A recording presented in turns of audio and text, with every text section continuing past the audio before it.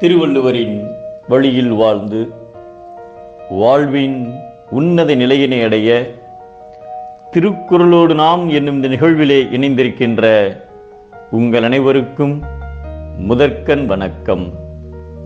குறள் எண் 956, அதிகாரம் குடிமை.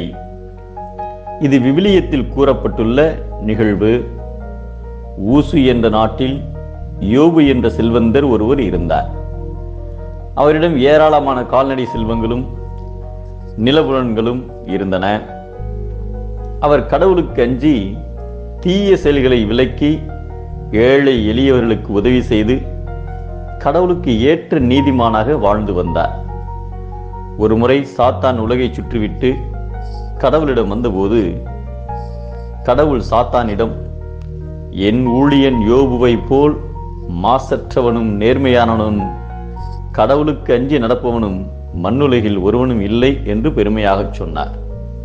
அதற்கு சாத்தான், நீர் அவனுக்கு ஆசி வழங்கி அவன் செல்வங்களை பாதுகாத்து அதை பெருகச் செய்வதால் தான் உமக்கு அஞ்சி நடக்கிறான். உமது கையை அவனுக்கு எதிராக நீட்டினால் உம் முகத்துக்கு நேராகவே உம்மை பழிப்பான் என்று சொன்னது. உடனே கடவுள், நீ அவனை சோதித்து பார் என்று சாத்தானுக்கு அதிகாரம் கொடுத்தார். உடனே சாத்தான் யோபுவை துன்புறுத்த ஆரம்பித்தது. அதன் காரணமாக யோபு தனது சொத்து சுகங்களை இழந்தார். உடல் நலத்தையும் இழந்து உள்ளங்கால் முதல் உச்சந்தலை வரை எரியும் புண்களால் வதைக்கப்பட்டார்.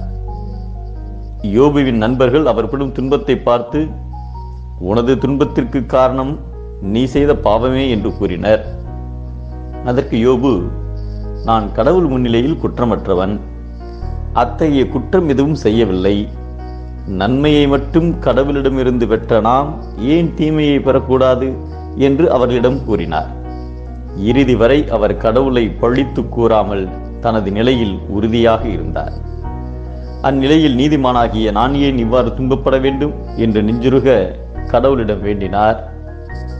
ஆண்டவர் யோபுவின் உறுதியான மனநிலையை கண்டு மகிழ்ந்து அவருக்கு உடனே நல்ல உடல் சுகத்தை வழங்கினார்.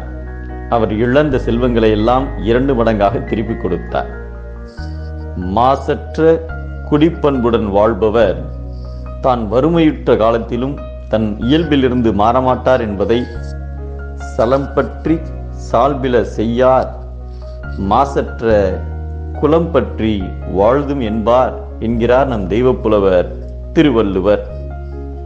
வறுமையில் நிலை மாறுதல் கொடுமை, துன்பத்திலும் நிலை மாறாதிருத்தலே குடிமை.